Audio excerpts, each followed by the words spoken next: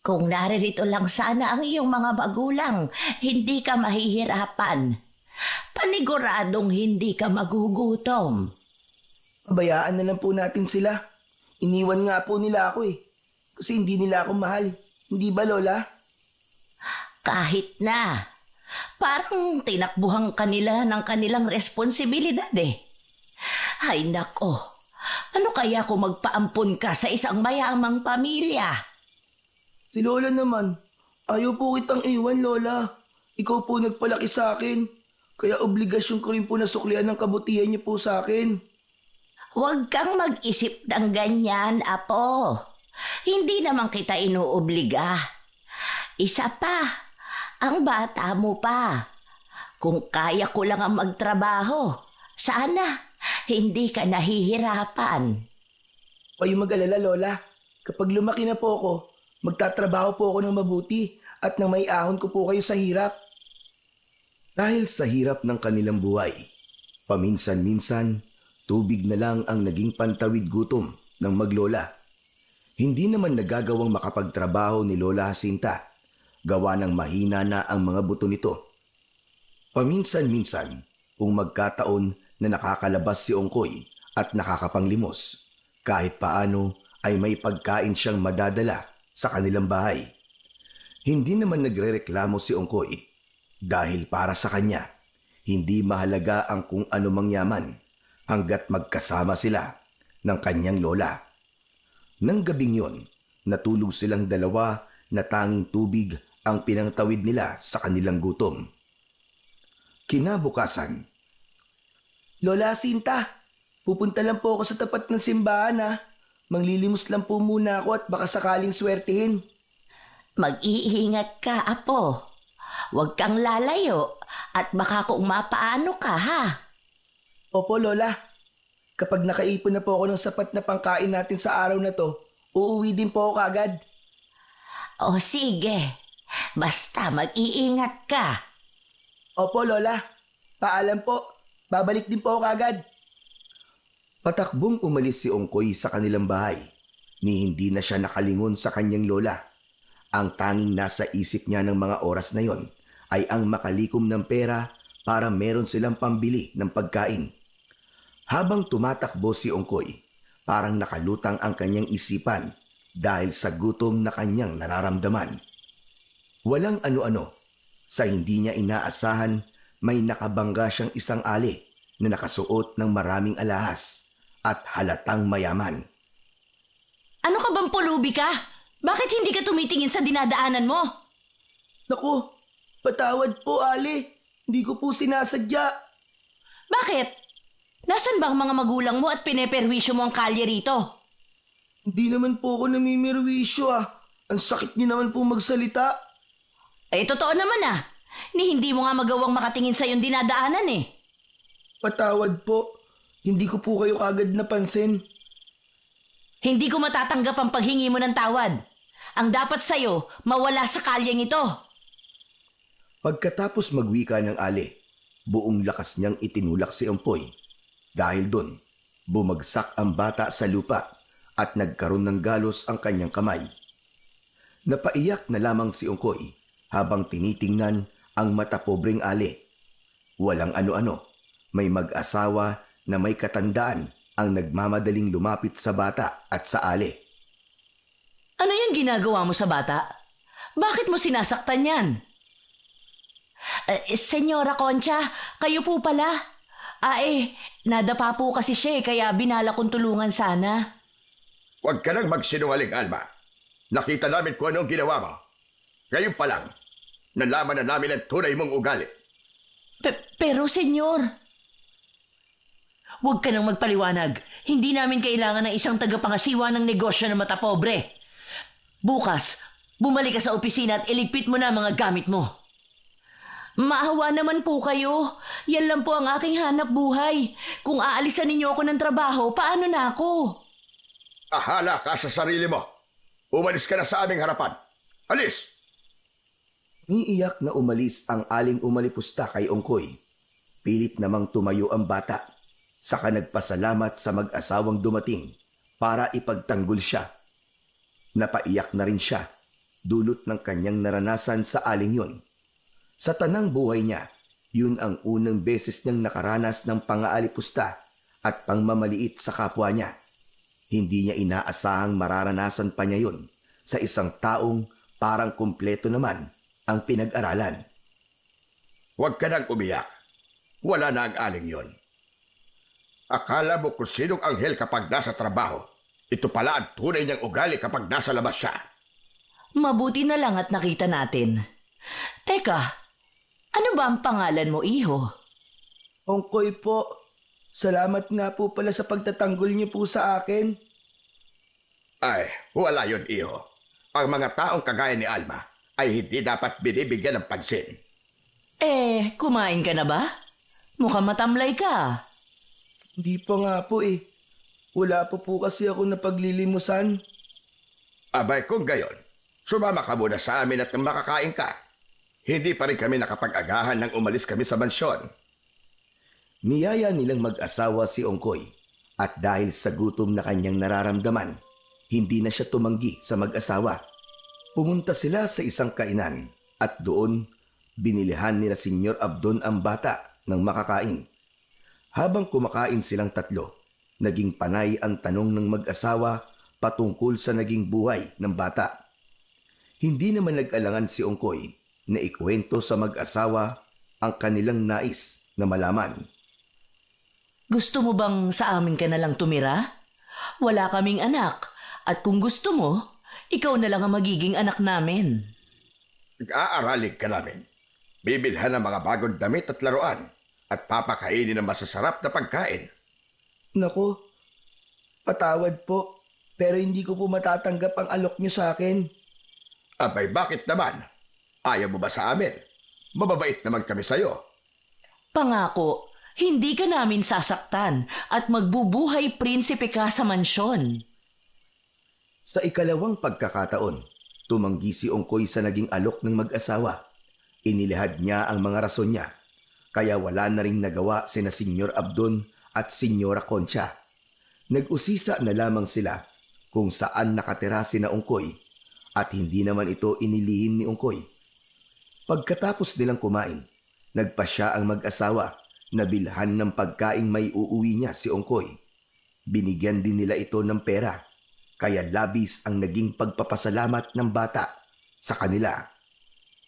Maraming salamat po talaga. Sobrang bait niyo po sa akin. Patawad na lang po kung hindi ko po matatanggap ang alok niyo. Hindi ko po kasi kayang iwan ng lola ko eh. Ayos lang yan. Nauunawaan ka naman namin eh. Basta, iho, kung may oras kami, bibisita kami sa inyo, ha? Opo, minsan lang naman po ako kung lumabas eh. Matapos ang kanilang naging usapan, nagpaalam na si Ongkoy na uuwi na sa kanilang bahay. Magiliw naman siyang pinayagan ng dalawa at sinabing magtatanong-tanong na lamang sila kung sakali kung saan man naroroon ang bahay ni Ongkoy. Nang umalis na ang bata, umalis na rin ang dalawang matanda. Nang mga panahong yon, walang paglagyan ang tuwa ni Ongkoy. Pasipol-sipol pa siya habang patakbong umuwi sa kanilang tirahan. Nung makarating na siya sa kanilang bahay, agad niyang tinawag ang kanyang lola. Lola! Lola Sinta! Lola, tingnan niyo po oh. May dala po akong pansit. Kumain na po kayo nang maibsan po ang gutom niyo, Lola. Aba, ay ang aga mo yatang nakauwi, apo. At may dala ka pang pansit. Tindi lang po yun, Lola. May pera pa po ko. Tuwang-tuwa na ipinakita ni Ongkoy ang kanyang pera sa kanyang lola. Noon din, kumuha siya ng pinggan at tinidor, saka isinalin doon ang dala niyang pansit. Ibinigay niya yun sa kanyang lola upang kainin ito. Napangiti naman ang matanda at nanabik sa pagkain dala ng kanyang apo. Ubusin niyo po yan, Lola. Busog na po kasi ako eh. Mukhang sinuwerte ka ngayon, apo May dala pang pansit. Alam mo bang matagal na akong hindi nakakakain ito? Opo, Lola. Sobrang swerte po talaga.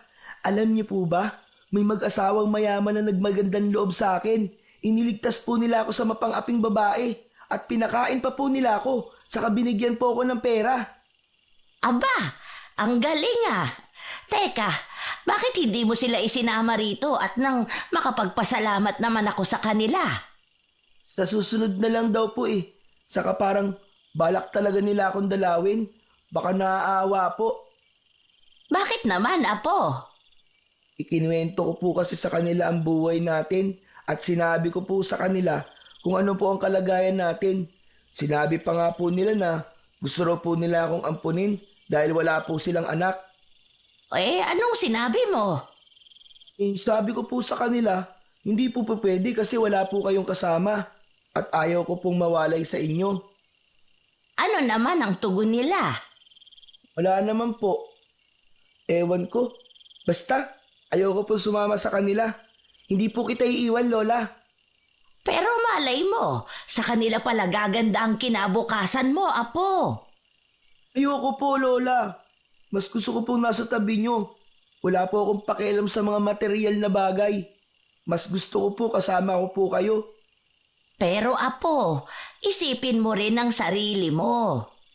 Kung saan ka masaya at kung saan ka uunlad, doon ka. Pabayaan mo na lang ako. Matanda na ako eh. Di, Lola, hindi. Hindi po kita pababayaan. Hindi po kita iiwan kahit na ano pa man po mangyari. Wala nang nagawa ang matanda sa naging pasya ng kanyang apo. Sinabihan na lamang niya si Ongkoy na ito ang bahala. Basta mag-iipon ito para sa kanyang kinabukasan. Sinabi pa ng matanda kung gaano kahalaga ang bukas, kaya kailangan itong mapaghandaan ng bata.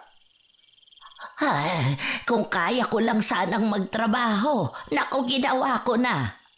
Kaso, sobrang hina na ng aking mga tuhod. Wala akong magawa kung hindi ang ipagdasal ang kaligtasan mo sa araw-araw. Yan lang ang tanging maitutulong ko sa iyo, Apo. Huwag po kayong mag-alala, Lola. Darating po ang araw na mas magiging malakas ako. Maghahanap po ako ng trabaho at hindi na ako manlilimos para lang may makain tayo.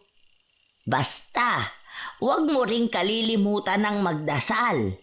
Kailangan mo ng gabain ng Diyos sa araw-araw. Kahit ganito lang tayo, kung matibay ang ating paniniwala sa Kanya, makakaraos tayo. Patangulang si Ongkoy sa kanyang lola Sinta. Alam niyang may punto ang matanda, kaya sumang-ayon siya rito.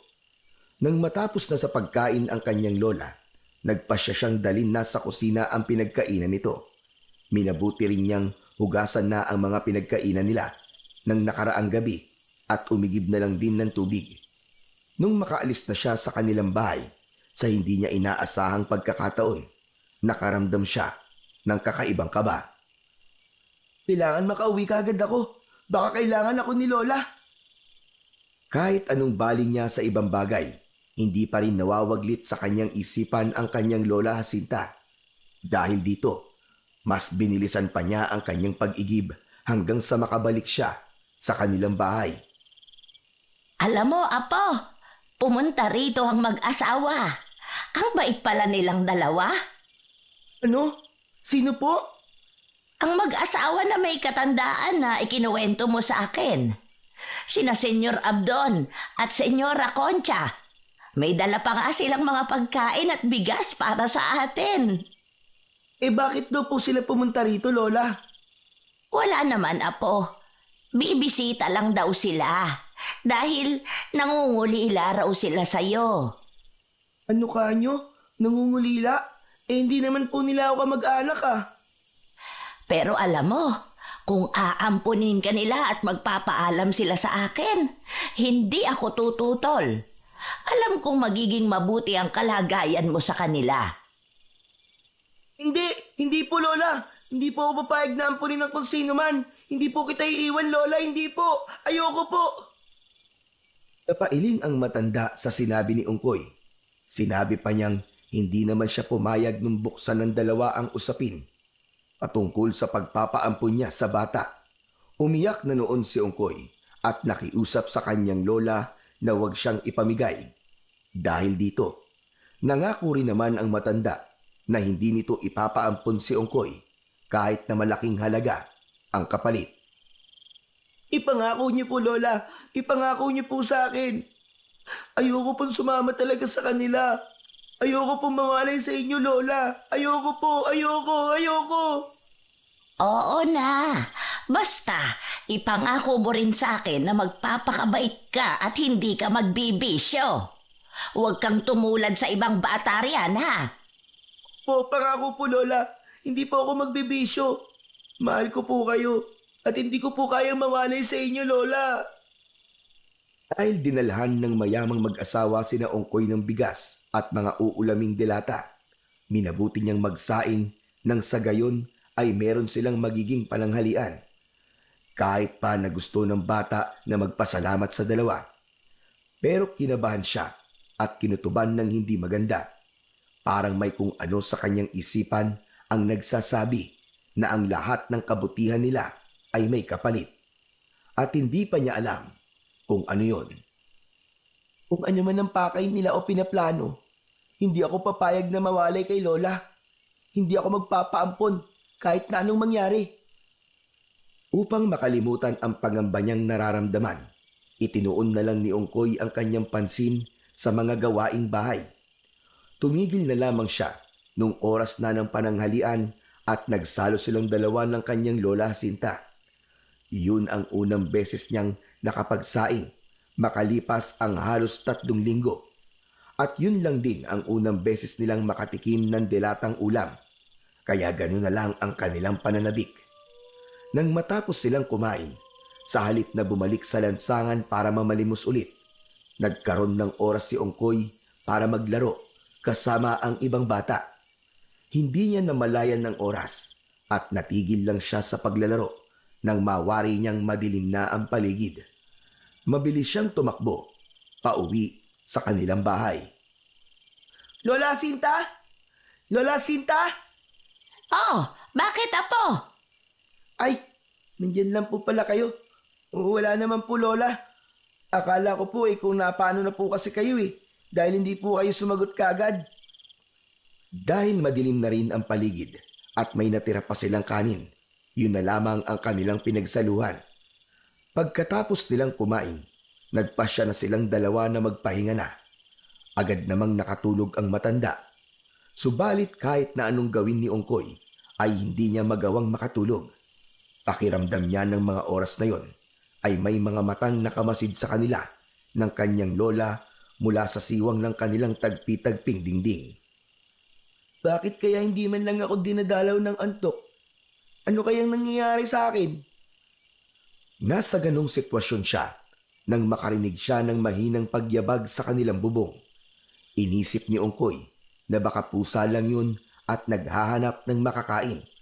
Kaya hinayaan na lang niya. Subalit pagkalipas lamang ng ilang minuto, nakarinig naman siya ng mahinang paghuni ng tiktik. Nakaramdam siya ng takot dahil doon. Pero nilakasan na lang niya ang kanyang loob. Alam kong aswang ka. Kung sino ka man, huwag mo nang ituloy ang binabalak mo. Hindi ako natatakot sa'yo. Alam ni Ongkoy na ang kanyang lola Jacinta ang pakay ng aswang dahil may sakit ito. Kaya marahan siyang bumangon at kinuha ang itak. Napatingala rin siya at sinipat niya ang ibabaw ng bubong pero wala na siyang narinig pang ingay. Iisipin sana niya na nakaalis na ang aswang, ngunit may napansin siyang may tila nakausli sa bahagi ng kanilang bubong na may pawid. Alam ko kung nasan ka, kaya kung ako sa'yo, umalis ka na dyan.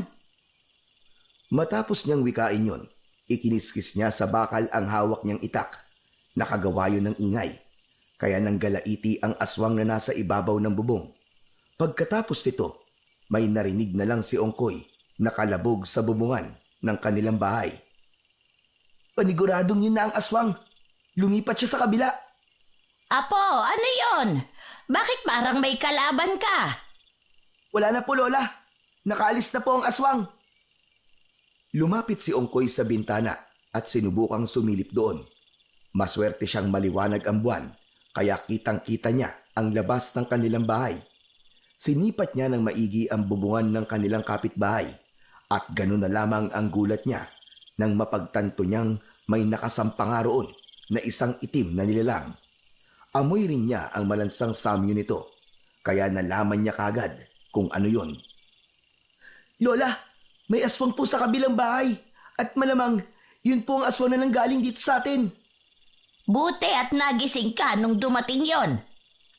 Oo nga, abot hanggang dito ang malansang amoy niya. Ewan ko nga ba, Lola? Hindi kasi ako makatulog simula po kanina eh. Huwag ka kasing mag-isip ng kung ano-ano. Matulog ka na. Tiyak na hindi na babalik ang aswang na yun dito. Dahil niyaya siya ng kanyang lola Sinta, walang nagawa si Ongkoy kung hindi ang sundin ang sinabi ng matanda. Muli siyang nahiga at ipinikit ang kanyang mga mata. Sa kabutihang palad, nakatulog siya at hindi na disturbo ang kanyang pag-idlip.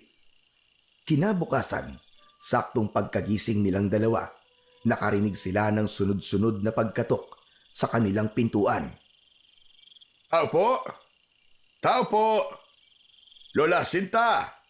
Ongkoy! Naririyan ba kayo? Ongkoy? Tia Jacinta? Tao po! Sandali po! Medyo nag-alangan si Ongkoy na pagbuksan ang dalawa. Subalit dahil sumenyas ang kanyang lola na papasukin ng mag-asawa, wala na siyang nagawa kung hindi ang pagbuksan ang mga ito. Magandang umaga, Ongkoy. Magandang umaga ho, Tia Jacinta. Magandang umaga rin po sa inyo.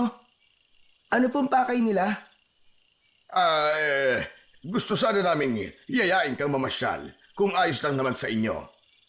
Wala kaming makakasama, kaya gusto ka naming dalhin. Ayos lang ba? Hindi ko po alam eh. Itanong na lang po nyo kay Lola. Ayos lang po ba, Tia Jacinta? Siya. Sige. Basta iuwi nyo rito ang bata bago magtakip silim, ha? Pero wala po akong damit na maisusuot. Hindi na problema yan, iho. Binilang kita ng bagong damit kahapon. Talaga po? Oo naman, Ongkoy.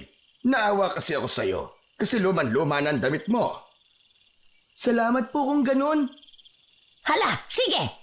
Maligo ka muna roon at nang maisukat mo ang damit. Nakakahiya naman kung madudumihan mo kaagad yan. Agad na nagpaalam si Ongkoy para maligo. Naiwan naman ang tatlo at nag-usap sila patungkol sa bata.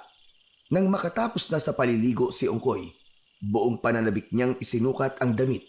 Dahil sa labis niyang pananabik, nakalimutan na rin niya ang sinabi niyang mas mahalaga sa kanya ang kanyang lola Sinta kaysa sa anumang bagay.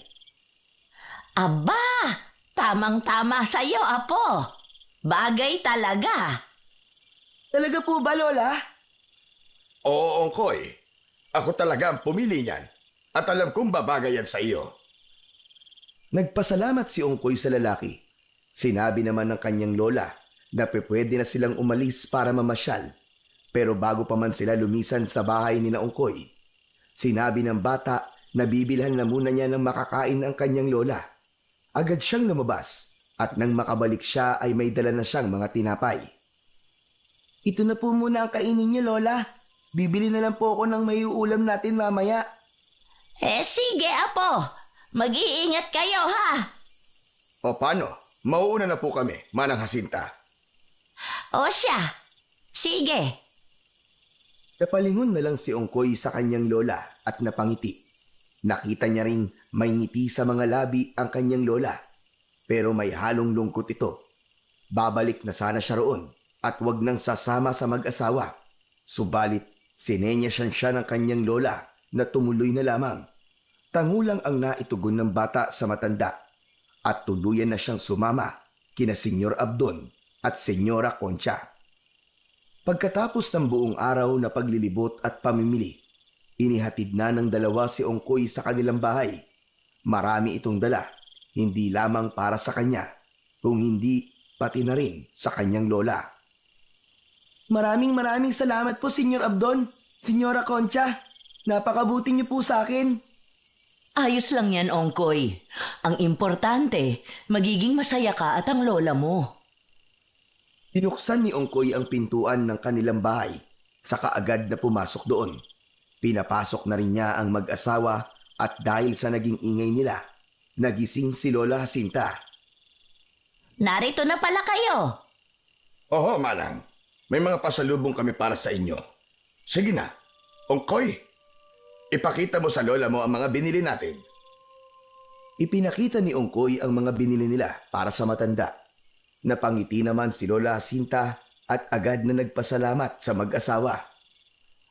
Kayo talaga, nag-abala pa kayo. Pero maraming salamat dito.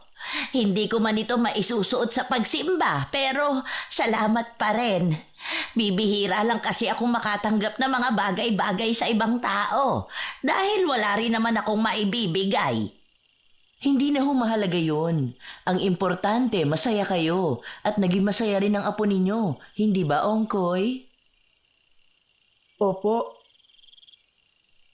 O siya, mauuna na po kami. Madilim na kasi ang paligid at baka mabagal ang trapiko. Nagpaalam at nagpasalamat ang maglola kina Senyor Abdon at Senyora Concha. Inihatid pa sila ni Ongkoy patungo sa labasan at nang makasakay na ang mga ito sa kanilang sasakyan. Patakbong bumalik si Ongkoy sa kanilang bahay. Saktong pagkarating niya roon, naabutan niyang umiiyak ang kanyang lola. Hala, Lola, bakit po kayo umiiyak? Wala ito, apo. Natutuwa lang ako kasi kahit paano, napupunan nila ang mga pagkukulang ko. Huwag na po kayong umiyak, Lola. Hindi ko naman po kayo ipagpapalit kahit kanino eh. Ikaw pa rin po ang aking lola at hindi ko po kayo iiwan. Ang ikinakatakot ko lang, baka may pabor na hihingin sa atin ng mag-asawang yan at wala tayong magagawa kundi ang pumayag. Ano po ang ibig niyong sabihin, Lola? Baka dumating ang araw at kukunin ka nila sa akin. Baka iwan mo na ako kapag dumating ang panahong yon. Lola, wag po kayo mag-isip ng ganyan. Hindi ko po kayo iiwan. Kahit na mahirap lang po tayo, hindi po ako aalis sa tabi niyo. Talaga, apo? Kahit na palagi ka nilang bibilhan ng mga bagong damit at sapatos? O naman, Lola, kahit kailan, hindi kita ipagpapalit sa kahit na ano. Ikaw lang po ang mahalaga sa akin, Lola. Mahalaga ka rin sa akin, apo. Hindi ko kaya kung mawawalay ka sa akin. Hindi ko kaya. Dahil madilim na, naghanda na lang si Ongkoy ng kanilang magiging hapunan. Tumigil na rin naman sa pag-iyak ang matanda. At kahit paano ay naging kalmado na ito. Napagkasunduan nilang wag nang pag-usapan ang patungkol sa mag-asawang mayaman. Pinagsaluan na lang nilang dalawa ang dalang pagkain ni Ongkoy at hindi na sila nakapagsaing. Nang matapos na sila, pareho silang nagulat dahil may mga kaluskos sa ibabaw ng kanilang bubong. Huwag ka munang maingay. Mukhang may ibang nilalang sa bubungan natin. Kaya nga po, Lola. Sandali lang po. Kukuha lang po ako ng itak. Baka pasukin po tayo niyan. Nagmamadaling kumuha ng itak si Ongkoy at habang pabalik siya sa silid nila ng kanilang lola, nakaririnig siya ng mga paghuni sa paligid. Saktong pagkapasok niya, gano'n na lang ang gulat ni Ongkoy nang mapagtanto niyang nakatulog ang kanyang lola. Akmang lalapit na sana siya roon nang makita niyang may manipis na dilang unti-unting lumalawit, paibaba at patungo sa kanyang lola. Walang yakang aswang ka! Lubayan mo ang lola ko! Tumakbo siya palapit sa kanyang lola Jacinta, saka walang pagdadalawang isip na tinaga ang dilang yon. Ngunit naging mabilis din ang paggalaw ng dila at kusa itong pumaitaas. Napatingala na lang si Ongkoy at mas lalo siyang nanggalaiti nang makita niya ang dalawang nagbabagang mga mata. Nang makita naman ng nilalang si Ongkoy, natakot ito at nagmadaling umalis. Dinig pa ng bata ang ingay sa mga bubong ng kanilang mga kapitbahay. Subukan mo lang kami na biktimahin ng lola ko. Hindi ako magdadalawang isip na pumatay. Kung inaakala mong bata ako at walang magagawa, diyan ka nagkakamali. Handa akong ibuwis ang buhay ko. Maprotektahan lamang si Lola Jacinta. Dahil masarap ang naging tulog ng kanyang lola, napagpasyahan ni Ongkoy na wag na lamang itong gisingin. Minabuti niyang magbantay na lang sa paligid hanggang sa dumating ang madaling araw. Kinabukasan, Oh, bakit parang kulang ang tulog mo, Apo? Hindi po kasi ako ganong nakatulog kagabi, Lola. Nagbantay po ako sa paligid. Kasi po, Lola, muntik na po kayong mabiktima. Mabiktima ng ano? Ng aswang po, Lola. Nang bumalik po kasi ako sa silid kagabi, nakatulog na po kayo. At kita ko pong may dila ng aswang na muntikan na pong dumampi sa inyo. Ano? Nakatulog ako kagabi? Opo, Lola. Marahil po, kagagawan din po yun ng aswang. Walang hiyang aswang na yan. Paniguradong babalik siya rito. Kaya nga po kailangan nating magmatsyag, Lola. Sigurado po ako, ikaw po ang pakay nun dito. O kung hindi man po, baka may buntis po dito sa atin at nadadamay ka lang. Siguro nga, Apo. Huwag kang mag-alala. Mag-aantabay na rin ako magmula mamayang gabi. Sige po, Lola. magmula noon, bawat gabing dumaraan ay hindi pinapalampas ng aswang. Bumibisita ito kina Ongkoy at pumipirmi sa bubungan. Dahil dito, madalas ay parehong kulang ang tulog ng maglola. Hindi na rin napapadalas ang pagdalaw ng mayamang mag-asawa kina Lola Sinta at Ongkoy. Isang dapit hapon, sa hindi malamang rason ng dalawa, ay pareho silang hindi mapakali. Lola Sinta, kinakabahan po ako. Hindi ko po malaman yung dahilan. Ako rin, Apo. Para bang may nakamasid sa atin. O kung hindi man, parang may kung anong mangyayari. Hindi kaya dahil to sa madalas na pagbisita ng aswang sa atin, Lola? Hindi ko alam, Apo. Pero kailangan mong maghanda. Pakiramdam ko, sa bawat araw at gabing dumaraan, mas lalo akong nanghihina. Lola, wag ka po magsalita ng ganyan. Kapag nagkapera po ako, bibili ako ng bitamina po para sa inyo. Huwag na, Apo. Mag-aaksaya ka lang ng pera mo. Itabi mo yan para may magamit ka sa pagdating ng panahon. Hindi po. Ang pera po, makikita ko naman po yun. Kikitain ko po yun. Mas mahalaga ka sa akin kaysa sa pera, Lola. Basta, unahin mo ang sarili mo. Matanda na ako at anumang oras kukunin ako ng Diyos. Lola, sinabi na po wag po kayo magsalita ng ganyan eh. Hindi ka pa po mamamatay. Hindi ba't minsan ka po nangako sa akin na hindi niyo po ako iiwan, Lola? Oo, Apo. Pero hindi natin kayang ilihis ang tadhana. Kung ano man ang nakaukit para sa akin at para sa iyo, kahit anong gawin pa natin, hindi natin yon mababago. Pero Lola, hindi ko po kayang mabuhay nang wala po kayo. Maging ako rin. Ngunit, mas maigi kung handa ka sa lahat ng posibleng mangyari, Apo. Magsasalita pa sana si Ongkoy nang biglaan silang makarinig ng pagkatok. Pareho silang walang inaasahang bisita. Kaya maging si Lola Jacinta ay napakunot ang noo at nagtaka kung sino ang kumakatok. Tingnan mo nga, Apo, kung sino yan. Sige po, Lola. Sandali lang po. Naglakad si Ongkoy patungo sa pintuan nila at nang naroon na siya, bago niya buksan ito'y sumilip muna siya sa siwang. Nang malaman niya kung sino ang naroroon sa labas, lumakas ang kabog ng kanyang puso. Ngunit dahil naghihintay ang kanyang lola at nais nitong malaman kung sino ang kumakatok. Dahil dito, binuksan na lang niya ang pintuan at tumambad sa kanya ang mayamang mag-asawa. Senyor Abdon, Senyora Concha, kayo po pala. Hali po kayo at pumasok po muna kayo. Lola Sinta, sila Senyor Abdon po at Senyora Concha pa lang narito. Nako, kayo palang dalawa. Anong sadya ninyo rito? Wala naman po, Manang. Medyo matagal na kasi kaming hindi nakakadalaw sa inyo. Kumusta naman kayo rito, Tia Jacinta?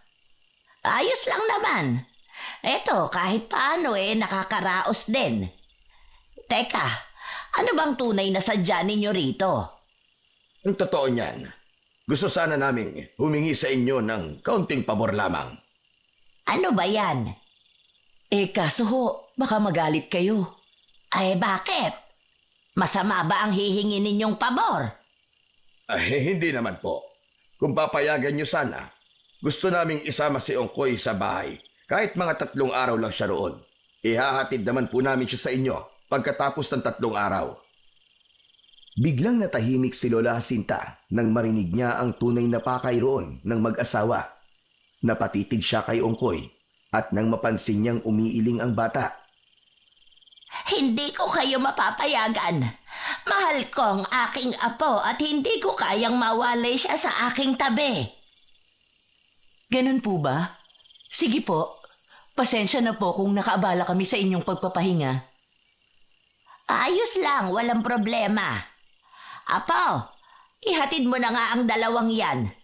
Matutulog na tayo. Napatango si Ongkoy sa kanyang lola. Napahiya naman ang mag-asawa, kaya nagpaalam na sila at dire-diretsyong naglakad. Nang nasa labas na sila, nagpaalam sila kay Ongkoy. Paalam, Ongkoy. Hindi pa naman ito ang huli nating pagkikita. Tinanaw ng bata ang mag-asawa habang naglalakad patungo sa kanilang sasakyan.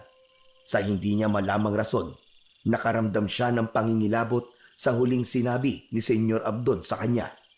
Ngunit sa halip na isipin ito, minabuti niyang bumalik na sa kanilang bahay. Maraming salamat po, Lola. Hindi niyo po pinayagan ng mag-asawa na kunin ako. Talagang hindi. Ay, namimihasa na ang mag-asawang yun eh. Ayos sa una at 2 beses. Pero, bakit kukunin ka nila at dadalhin sa kanilang bahay? Pabayaan na lang po natin sila, Lola. Ang mahalaga po, hindi na nila tayo gagambalain pa. Tama ka riyan, Apo. Basta, hindi na ako papayag na ilayo ka nila sa akin. Hindi ako papayag na mawawalay ka sa aking tabi. Salamat po talaga, Lola. Dahil tanging tinapay lang ang meron sila, pinagsaluhan nilang 2 ito. Pagkatapos nilang kumain, nagpasya na silang 2 na magpahinga. Bukas, maaga po akong aalis para makarami po ako ng mapaglimusan. Linggo po bukas, kaya tiyak marami po magsisimba. Sige, Apo. Mas maiging ang magpahinga ka na. Matapos ang maikli nilang pagkikwentuhan, natulog na si Ongkoy. Kampante siyang walang aswang na dadalaw sa kanila. Gawa ng ilang gabi na rin walang pagpaparamdam mula sa naturang nilalang. Nasa kahimbingan na si Ongkoy ng kanyang tulog nang biglaan siyang maalimpungatan. Napabalikwas siya ng bangon dahil sa malakas na kalabog sa kanilang bubungan. Nakiramdam siya sa paligid, ngunit wala na rin siyang narinig na kung anumang ingay. Walang ano-ano. Narinig niyang napaungol ang kanyang Lola Jacinta. Napakusot ng kanyang mata si Ongkoy at nang tingnan niya ang kanyang lola ay tila nahihirapan ito. Lola, ano po nangyayari sa inyo? Ongkoy, may nilalang sa ibabaw ng bubong at nakasilip dito sa akin. Hinihigop niya ang aking lakas. Apo! Apo ko! Lola Jacinta, sandali po. Nagmamadaling kinuha ni Ongkoy ang itak sa kusina at sa kanyang pagbabalik, nakita niyang nakangangana ang kanyang lola. May kung anong malalubid na bagay ring nakalawit at parang may hinihigop ito mula sa bibig ng matanda. Lola Jacinta! Lola ko! Hoy! Ano ginawa mo kay Lola? Humanda ka sa akin! Patakbong lumabas ang bata habang dala ang kanyang itak. Sumisigaw siya para manghingi ng tulong sa kanyang mga kapitbahay. Ngunit sa kasamaang palad, wala ni isa sa mga yon ang lumabas para sumaklolo sa kanya.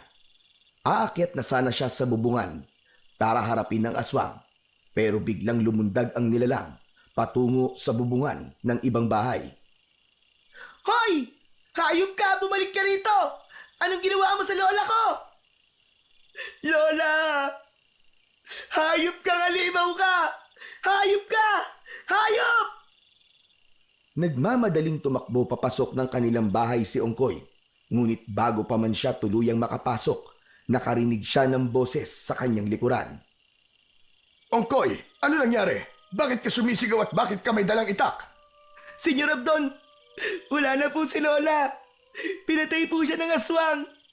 Kinuha niya po sa akin ang lola ko. Paanong? Kadalasan po, inaaswang po kami. Lalo na kapag sinusumpong po ng kanyang ubo si Lola. Hindi ko po akalain na ngayong gabi magkakaroon pala siya ng pagkakataon para mahigop ang enerhiya ng lola ko. Kawawa naman ang lola mo. Halika, at baka pwede natin siya madala sa ospital. Sige po. Pumasok silang dalawa sa bahay ni Ongkoy. Sinabi pa ni Senyor Abdon na bumalik lamang sana siya para mag-abot ng pagkain. Pero hindi niya inaakalang ganun ang kanyang maaabutan. Lola ko! Lola Sinta! Ba't niyo po ako iniwan? Ba't niyo po ako iniwan, Lola? Wala na siyang pulso, Ongkoy. Hindi na rin tumitibok ang kanyang puso. Si Lola ko. Wala na ang Lola ko. Nakikiramay ako sa iyo, Ongkoy. Kung hindi dahil sa walang hiyang aswang na yon, baka buhay pa ang lola mo hanggang ngayon. Humanda sa akin ng aswang na kumitil ng buhay ni Lola. Hindi ko siya mapapatawad. Pumalaw ng iyak si Ongkoy. Napatingala pa siya at nang makita niya ang siwang kung saan sumilip ang aswang, napatiimbagang siya sa nagkuyog ng kanyang palad. Darating ang panahon at makakaganti rin ako sa aswang na yon. Pinapangako ko yan. Inusisa ng lalaki ang bata kung ano ang plano nito. Napakibit balikat naman si Ongkoy dahil hindi niya alam ang kanyang isasagot. Kung gusto mo, Ongkoy, ipapalibing natin ang lola mo bukas at sa bahay ka na namin tutuloy. Papag-aralin kita at ibibigay namin ang lahat ng iyong pangangailangan. Pero nakakahiya naman po. Huwag kang mahiya. Ituring mo kaming tunay na mga magulang mo. Tawagin mo kung Papa Abdon at ang asawa ko pwede mo namang tawaging Mama Concha. Dahil sa walang ibang malalapitan si Ongkoy at alam niyang gusto rin nila Senyor Abdon at Senyora Concha na makasama siya, pumayag na lang siya sa kagustuhan ng lalaki kahit gabing-gabi na. Dinala nila sa punerarya ang bangkay ng matanda, saka ipinaimbalsa mo ito. Bumili na rin sina Senyor Abdon ng kabaong para rito. At kinaumagahan, ipinalibing na nila ang matanda. Handa ka na ba sa pagbabago ng iyong buhay? Hindi ko po alam. Pero pwede bang madalas po akong bumisita sa bahay namin? Para kahit papano po maibsa naman po ang lungkot ko. Ikaw ang bahala, iho. Basta kung ikakasaya mo, hindi kami tututol dyan. Maraming salamat po. Napakabait niyo po sa akin. Walang anuman, Ongkoy. O siya, tayo na. Hinihintay ka na ng Mama Concha mo. Napatango ang bata, kaya ng mismong sandaling yun, nagpasya silang dalawa na tumungo sa sasakyan ni Senyor Abdon. Agad silang bumiyahe patungo sa tirahan ng lalaki at nagtaka si Ongkoy nang mawari niyang patungo pala sila sa isang liblib na baryo. Akala ko po, sa syudad po kayo nakatira.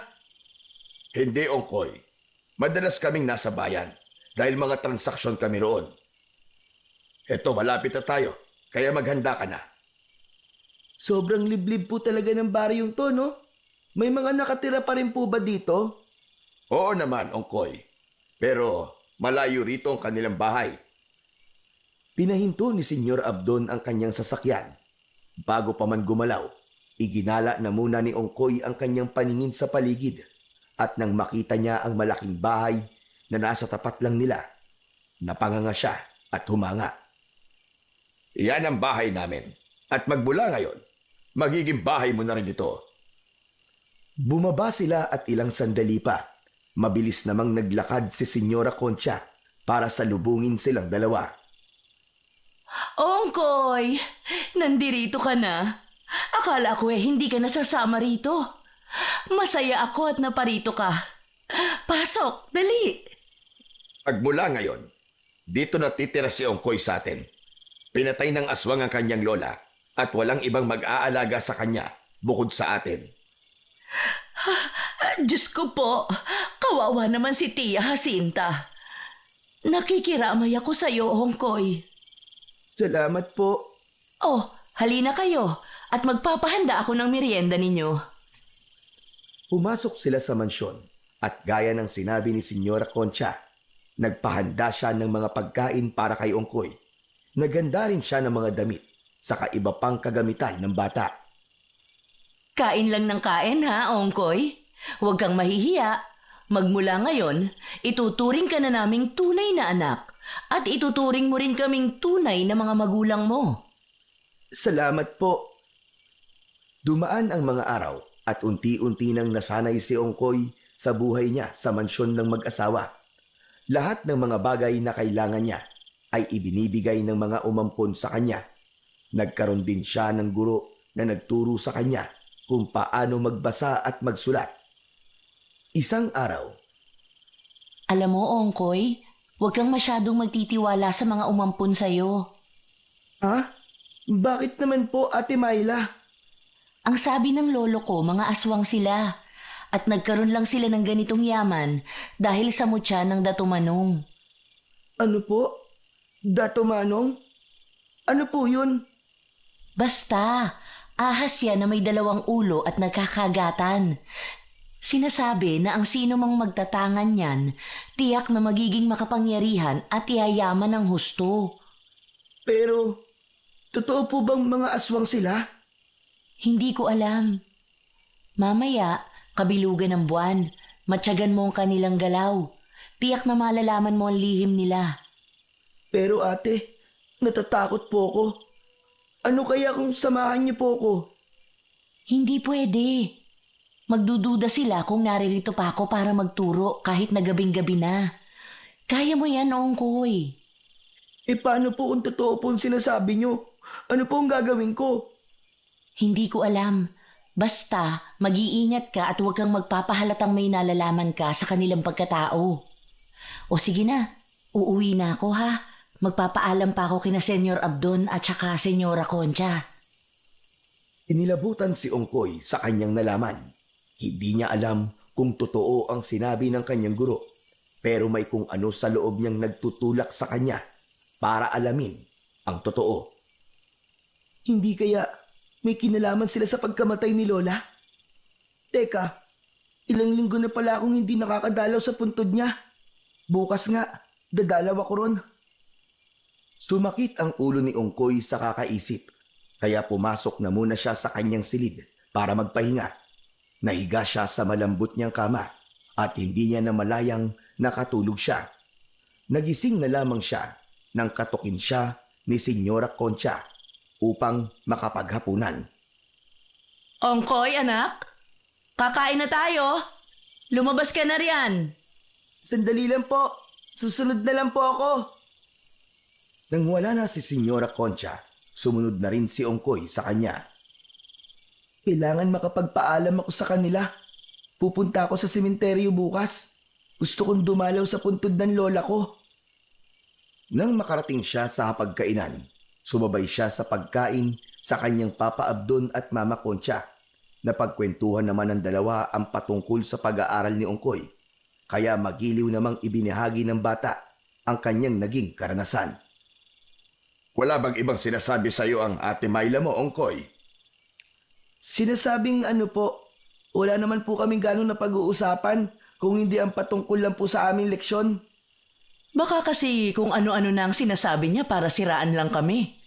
Hindi natin gaanong kabisado ang ugali ng babaeng yun. Wala naman po. Pero kung meron man, kayo po ang unang makakaalam. Huwag lamang siyang magkakamali na magkwento ng mga hindi makatotohanang bagay sa iyo. Ayoko may lumason sa utak mo. Basta anak, kung may problema ka patungkol sa guru mong yun, sabihin mo lang. Anumang oras ay kaya natin siyang palitan. Sige po. Siya nga po pala, Papa Abdon, Mama Concha. Pwede po ba akong dumalaw sa puntod ni Lola Jacinta? Huwag muna, anak. Masyado pa kaming abala ng mama mo. Marami pa kaming inaasikaso. Kung magkakaroon kami ng oras, sasamahan ka namin. Pero nangungulila na po kasi ako sa kanya eh. Kahit na ako na lang po ang dadalaw ron. Kapag sinabi kong sa susunod na lang, sa susunod na lang. Pero po, Wala nang pero-pero. Ako ang masusunod sa pamamahay na ito. Huminahon ka, Abdon. Maghunos dili ka. Anak natin yung kausap mo. Tawad, Ongkoy, kung nagalit ako. Sa susunod na lang. Pwede ba yon? Medyo abala pa kasi kami dahil sa dami ng kliyente. Basta, pangako. Kapag nagkaroon na kami ng oras, 3 tayo na dadalaw sa lola mo. Pangako yan. sige po, titiisin ko na lang po muna ang pangungulila ko sa kanya. Pagkatapos kumain ni Ongkoy, nagpasya siyang pumasok kagad sa kanyang silid. Halos walang paglagyan ang kanyang sama ng loob dahil sa inasta ng kanyang Papa Abdon.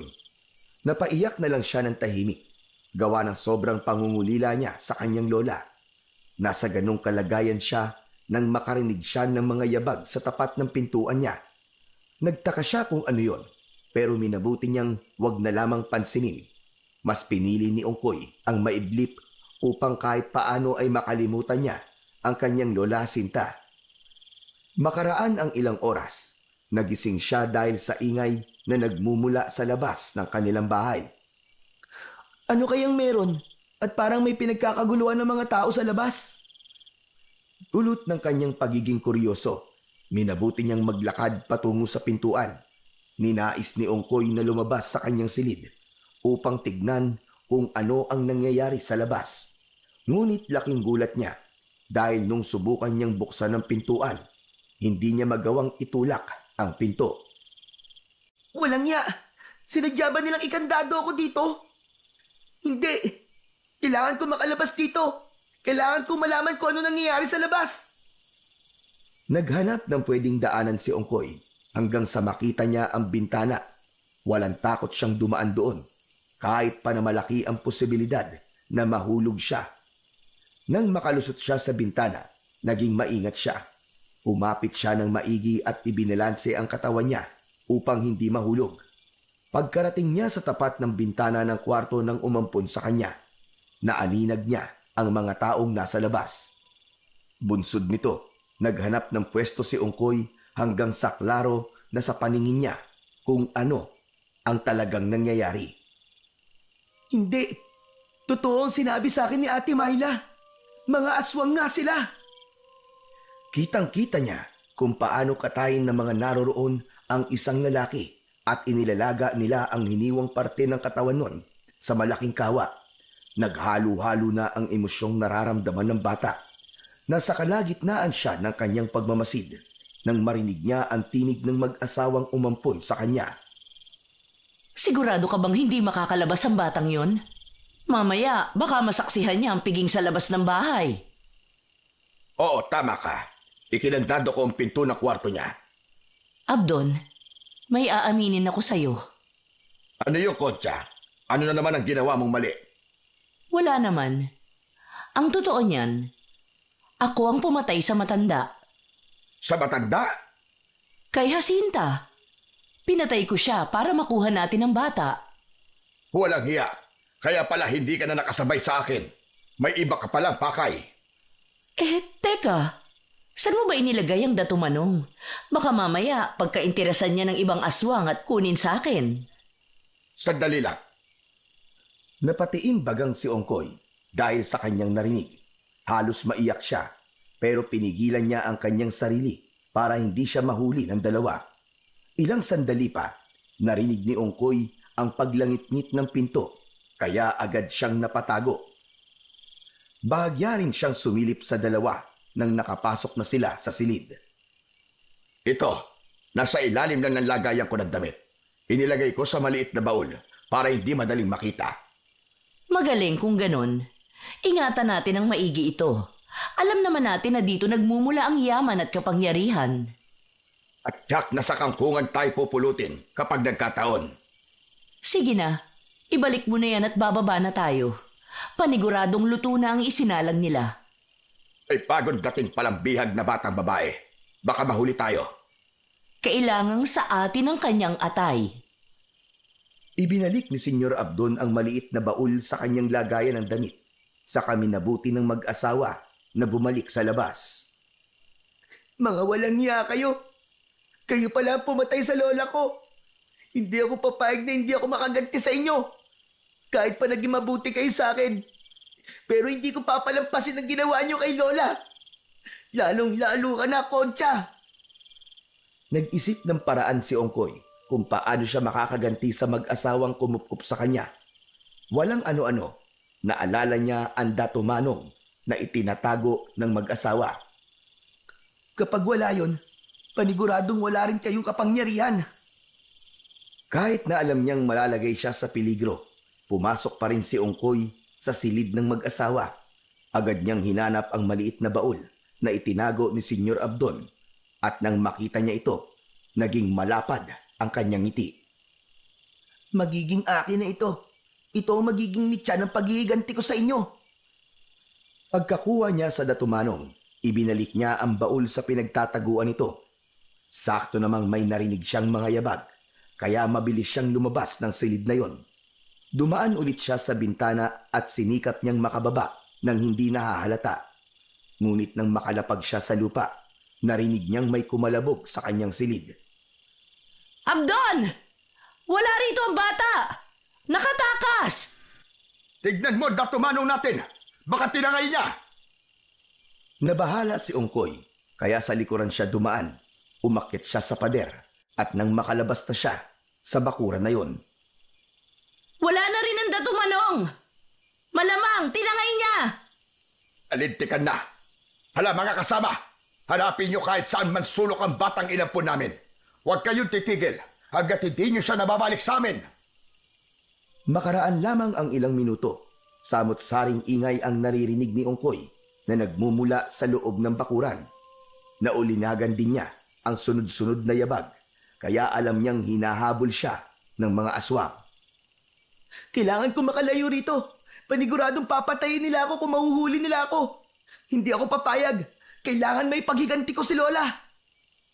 Binilisan niya ang kanyang pagtakbo hanggang sa may makita siyang dalawang figura na nakatayo sa hindi kalayuan. Kahit na maliwanag ang buwan, hindi niya naaaninag ang muka ng dalawa. Bilis! Ongkoy! Tito! Sina Ate Mayla pala. Salamat sa Diyos. Bago pa man siya magpatuloy sa kanyang pagtakbo, napalingon pa si Ongkoy sa kanyang pinanggalingan at nakita niyang hinahabol siya ng mga naglalakihang aso. Bunsod nito, nagpasya siyang lumapit na lang sa kanyang guro at sa kasama nito. Ate Mayla, tama nga po ang sinabi mo. Mga aswang nga po sila. Tumakas po ako sa kanila, kaya hinahabol po nila ako.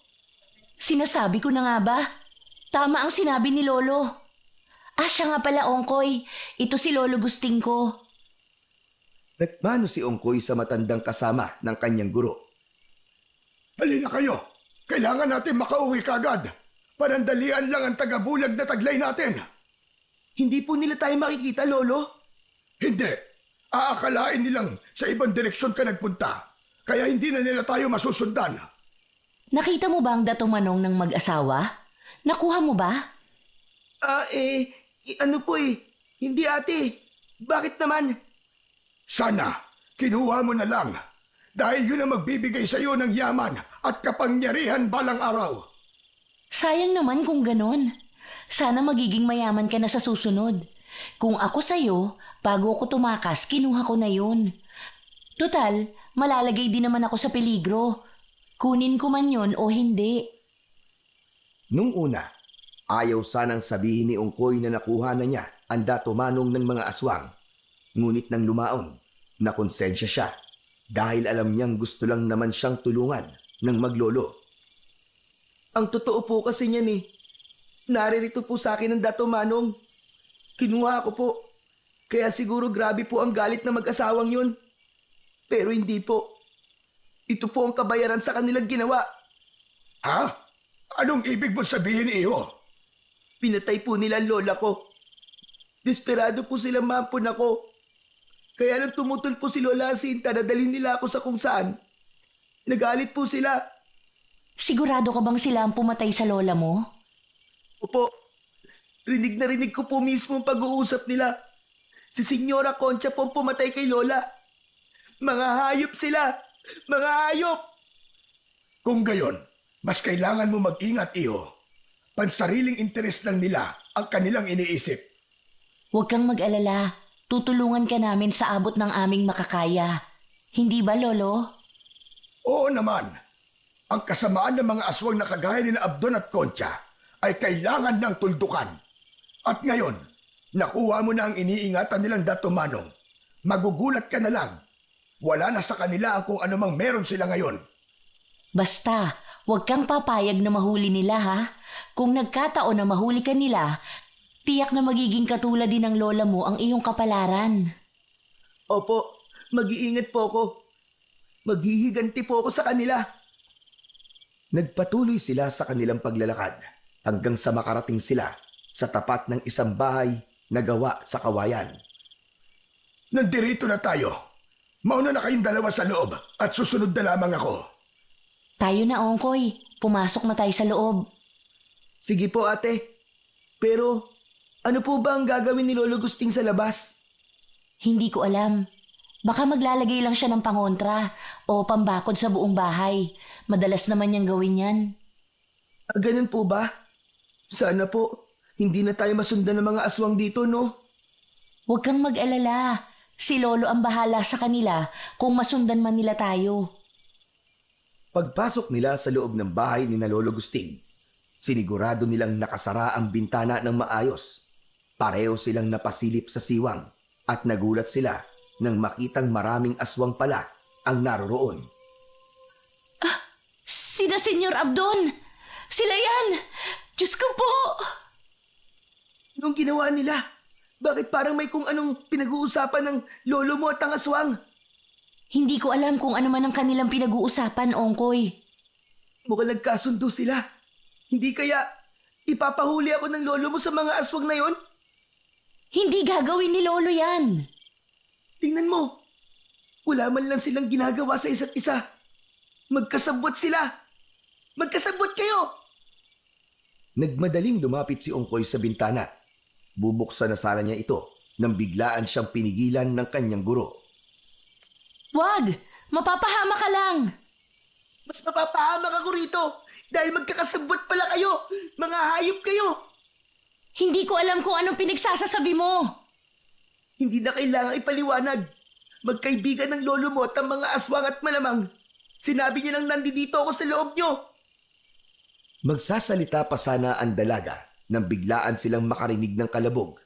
Agad silang napasilip sa siwang at pareho silang kinabahan nang makita nilang nakalupasay na sa lupa si Lolo Gusting habang pinaliligiran ng mga aswang. Hindi na nakapalag ang matanda dahil alam niyang dehado siya. Kapag hindi mo ibinigay sa akin ang bata, papatayin kita at maging ang buong angkan mo. Hindi ako natatakot sa iyo. Alam kong hindi rin magtatagal ang iyong kapangyarihan. Magiging isa kang simpleng aswang na lamang. Kung hindi mo ilalabas si Ongkoy, susunugin namin ang bahay mo. Alam mga kasama, paligiran ang kubong yan. Pinaligiran ng ibang aswang ang bahay ni Lolo Gusting.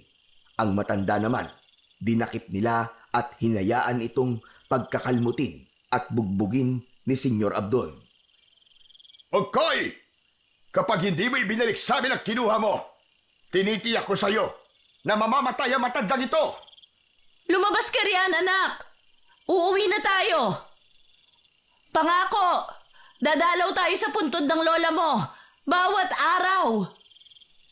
Tahimik na nakamasid sa mga aswang sa labas sina Ongkoy at Ate Myla. Nang mapansin ng matanda na nakasilip silang dalawa, sumenyas itong huwag silang lalabas.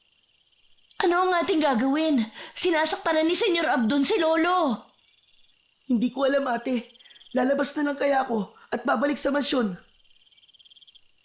Wag! Kapag ginawa mo yun, magiging walang saysay ang pagtakas mo. Nandito ka na. Hindi ka na dapat pang bumalik sa mansyon. Kung gayon, kailangan natin labanan ng mga aswang na yon. Nasa kalagitnaan sila ng kanilang pagbubulungan nang mapansin nila ang mga aswang na sinusubukang makalapit sa bakuran ni na Lolo Gusting. Kahit na anong gawin nila, hindi sila makakapasok. May mga pangontra rito. At kahit na ang pinakamalakas na aswang, kaya nitong pigilan. Gayon po, ligtas po tayo rito. Ang problema lang, paano natin may liligtas ang lolo mo? Sandali lang ha. Malis ang guro ni Ongkoy. Pagbalik nito, may dala siyang itak sa kabuntot ng pagi. Ikaw ang gumamit nitong buntot ng pagi. May datumanong ka, kaya hindi madaling makakapalag sa iyo ang aswang. Sige ate. Noon din, lumabas sila sa bahay ni na Lolo Gusting. Umangil naman ang mga aswang at animoy sabik na umatake kina Ongkoy at Myla. Subalit sa halip na matakot, mas nangibabaw sa kanila ang kagustuhan na mailigtas ang matanda. Bakit kaya hindi man lang ginagamit ni Lolo ang kakayahan niya? Hindi kaya sinasadya niya yan para mas madaling matalo ang mga aswang? Lumabas silang dalawa sa bakuran at agad silang pinaligiran ng mga aswang. Ano pang hinihintay nyo? Kunin ang datumanong ko sa batang yan! Huwag mong ibigay ang bagay na yan! Kung mamatay man ako, ayos lang! Pero huwag mong ibabalik yan sa mga aswang! Tumahimik ka, tanda! Gusto mo bang mamatay kagad? Dahil inutusan sila ng kanilang kinikilalang pinuno, mas lalo pa silang naging agresibo. Sinugod nila si Myla at Ongkoy, kaya walang nagawa ang dalawa kung hindi ang labanan ang mga aswang. Sa bawat pagtama ng buntot ng pagi sa mga nilalang, napapahiyaw ang mga ito. Kahit pa na anong ilag nila, hanggat nakatuon sa kanila ang atensyon ni Ongkoy, nagiging walang silbi yun. Mas galingan niyo pa! Baka magbago ang isip ko at ibalik ko ang datumanong sa inyo! Huwag kang magpakakampante, Ongkoy. Mga aswang ang kalaban natin. Sige lang ate, nandirito na tayo, kaya kailangan nating tapusin to. Hindi nakaramdam ng pagod sina Ongkoy. Ang bawat aswang na lumalapit sa kanila, nilalatigo niya yon ng buntot ng pagi. Kapag mabubuwal sa lupa ang mga ito, agad din itong pinupugutan ng ulo ni Myla. Sa maikling panahon lamang, lahat ng mga aswang na sumubok na paslangin sila ay nagawa nilang patumbahin. Hindi ko inaakalang may tinatago pala kayong kakayahan sa pakikipaglaban. Lalo ka na, Ongkoy. Mga hayop kayo! Kayo ang pumatay sa lola ko! Magbabayad kayo ng mahal! Anong pinagsasabi mo, ha? Huwag ka na magmaang-maangan pa! Lalong-lalo ka na, Concha! Ikaw pala ang umatake sa bahay ng gabing yon. Kung nalaman ko lang sana kagad, nilaso na lang kita! Wala na ang lola mo. At kahit na anong gawin mo, hindi na siya mabubuhay muli. Ang pwede mo lang gawin ngayon, ibalik ang datumanong at sumama sa amin pabalik sa mansyon. Hindi! Mga demonyo kayo! Kita ko kung paano nyo kinatay ang inyong biktima. Kung alam ko lang na aswang kayo, una pa lang, ay hindi na ako sumama sa inyo. Huling pagkakataon mo na ito, Ongkoy. Ibalik mo sa amin ang datumanong at sumama ka sa amin o papatayin namin ang matanda sa kayang apo niyang traidor. Huwag kang makinig sa kanya, Ongkoy. Kung gagawin mo yan, papatayin ka lang din niya. Ang dapat sa mga aswang na kagaya nila ay pinapatay. Akmang magpupumiglas pa sana si Lolo Gusting nang biglaan siyang sinakal ni Senyora Concha. Bitawan mo ang lolo ko! Ito ang nararapat sa'yo!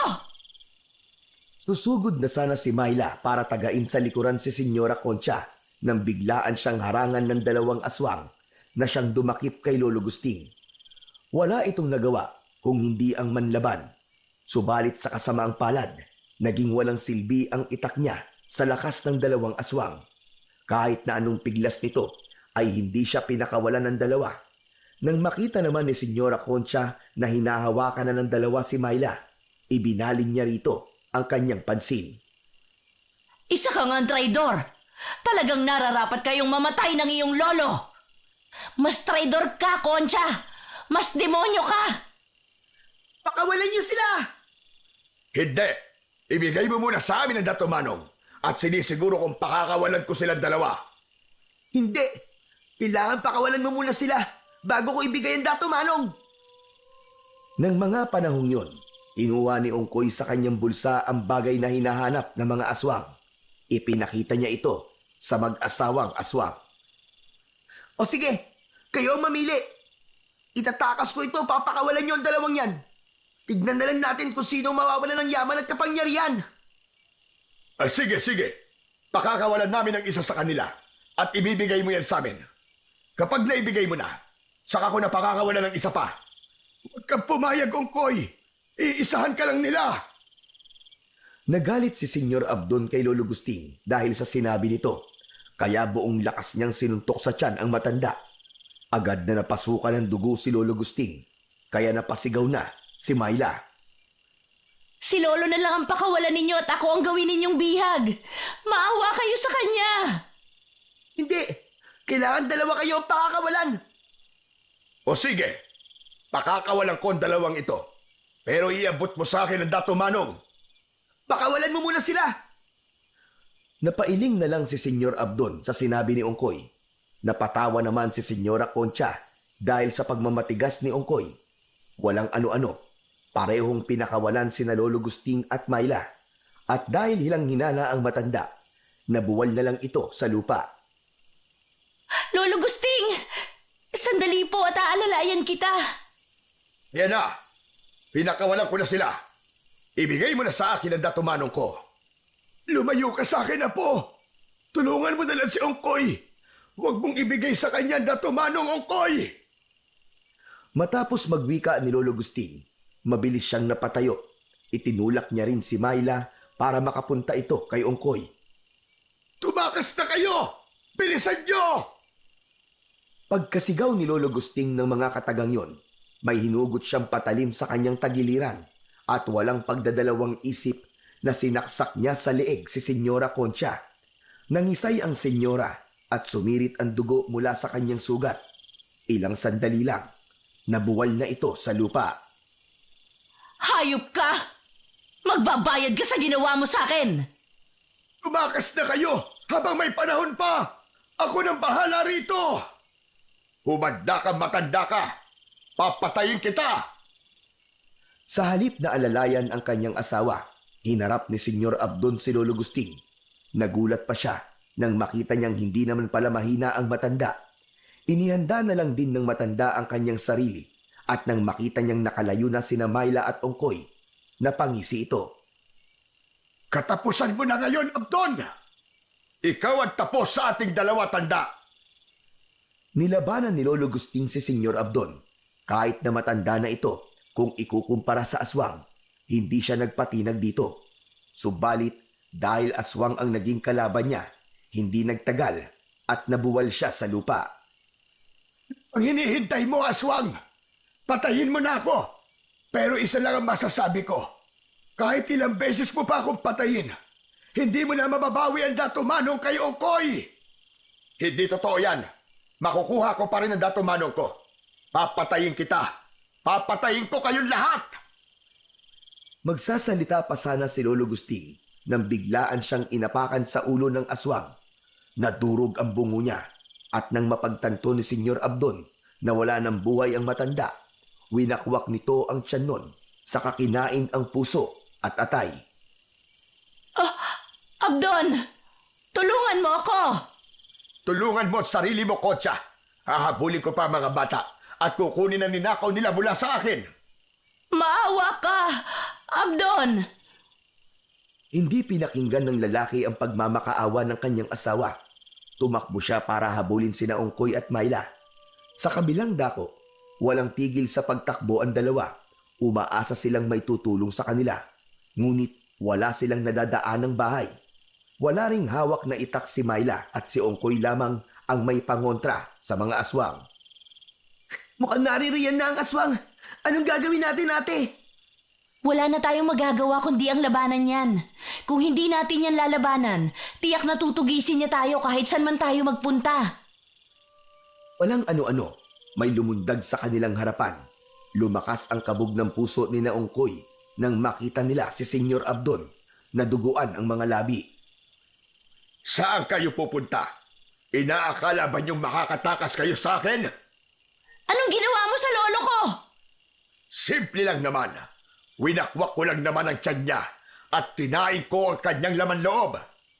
Hayop ka talaga! Demonyo! Dahil sa matinding galit ni Myla kay Senyor Abdon, sumugod siya rito kahit pa na wala siyang armas. Napangisi naman ang aswang at nang makalapit na si Myla sa kanya, buong lakas niya itong sinakal at iniangat sa lupa. At dapat sa mga traidor na kagaya mo ay pinapatay! Bitiwan mo siya! Kung hindi, uundayan kita ng paglatigo! Sige, subukan mo at nang malaman mo kung hanggang saan ang kaya kong gawin. Alam ni Ongkoy na ang Dato Manong lamang ang siyang pakay ng aswang, kaya inihanda niya ang kanyang sarili. Batid din niya na posibleng malusaw ito kung mahuhulog sa lupa, kaya naghagilap siya nang pwede niyang pagpatungan ito. Nang lumaon, may nakita siyang malapad na bato, kaya doon niya inilagay ang Dato Manong. Ito na ang Dato Manong! Pakawalan mo si Ate Myla at hahayaan kitang makuha ito! Sige, pero siguraduhin mo lang na hindi mo ko iisahan, bata. Sige na! Pakawalan mo na siya! Nang mismong sandaling yon, pinakawalan ni Senyor Abdon si Myla. Sa kanilapitan ang malapad na bato kung saan nakapatong ang mutya ng Dato Manong. Mabilis namang tumakbo ang babae patungo kay Ongkoy at sinabing hindi sana niya ipinagpalit ang Dato Manong para lang sa kanyang kaligtasan. Nang makita naman ni Ongkoy na susunggaban na ng aswang ang Dato Manong, mabilis niyang hinila at ipinihit pa itaas ang tali. Ito ay palihim niyang nilagay habang tumatakas sila ni Myla. Sinigurado lamang niyang hindi mahuhulog sa lupa ang anting-anting. Kaya pala para kang abala kanina. Kailangan na natin makaalis! Hayop ka! Traidor! Magbabayad ka, bata ka! Papatayin ko kayong dalawa!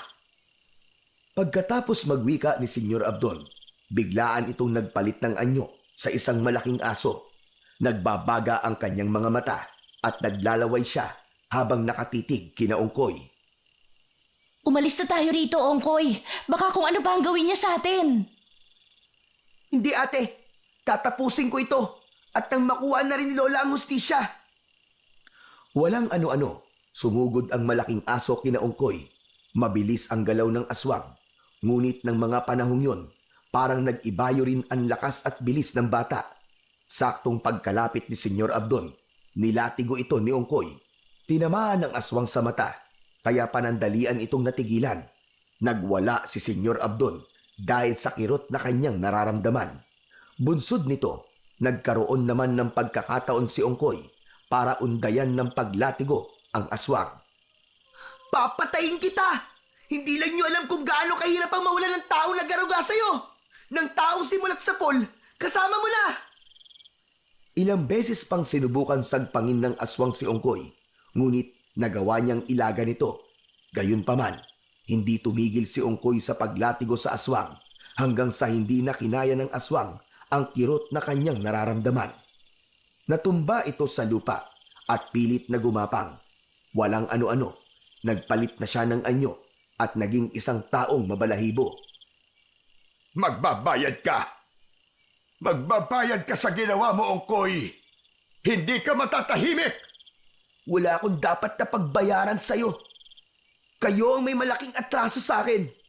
At ngayon, ako naman ang maniningil! Huwag kang pakampante na nasa iyo ang Dato Manong.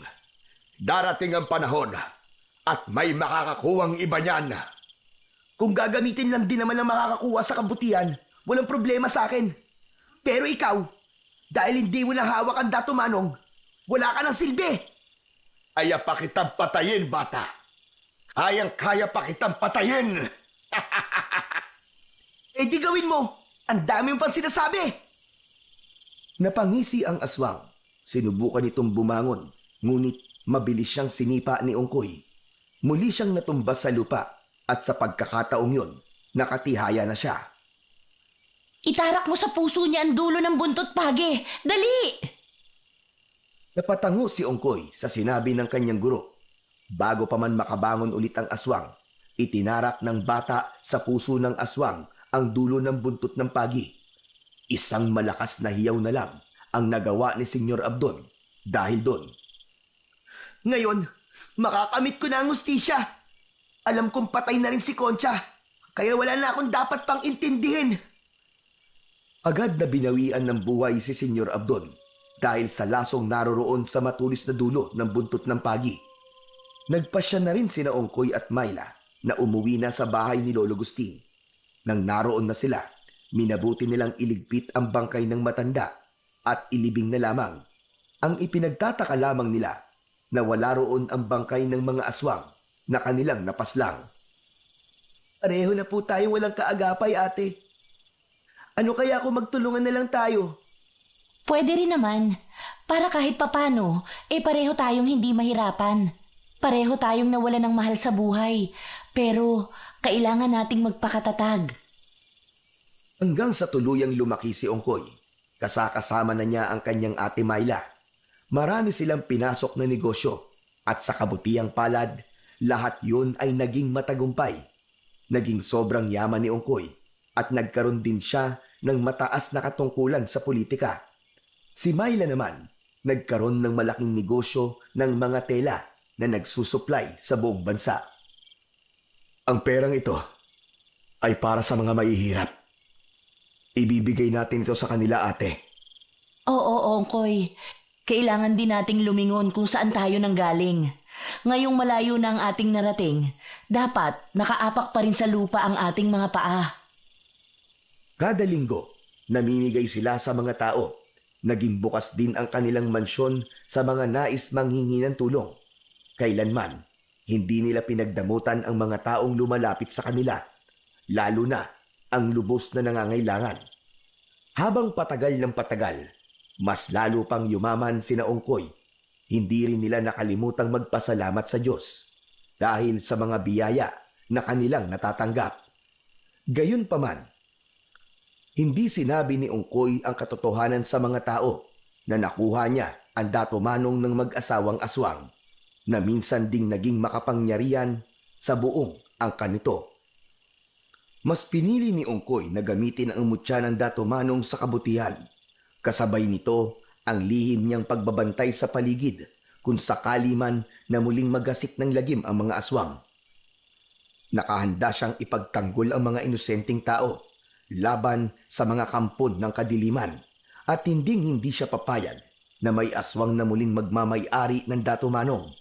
Ipinangako niya sa kanyang sarili na kahit kailan ay pangangalagaan niya ito at hindi na kailanman maghahari ang kasamaan laban sa kabutihan.